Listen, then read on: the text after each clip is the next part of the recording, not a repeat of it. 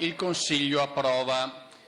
L'approvazione dell'emendamento 1314, sostitutivo dell'intero testo dell'articolo 12 del progetto di legge, ha determinato la preclusione di tutti gli emendamenti insistenti sull'articolo 12 e la sua definitiva approvazione. Dopo un'estenuante discussione durata oltre 3 mesi e più di 100 ore in aula, il Consiglio regionale ha approvato l'articolo 12 della riforma sanitaria che fissa definitivamente a 9 il numero delle ULSS del Veneto, le 7 provinciali, quelle della Pedemontana e del Veneto orientale. Una vittoria in primis dei cittadini che da troppo tempo attendevano una svolta nella sanità. Questo lungo ostruzionismo che alla fine non ha giovato né all'opposizione né tantomeno alla maggioranza. Un ostruzionismo messo in atto dall'opposizione che per oggi non è riuscita ad impedire la votazione. Questo famoso articolo 12 che ci ha visto da alcuni mesi, penso, bloccati in quest'Aula. Ma perché?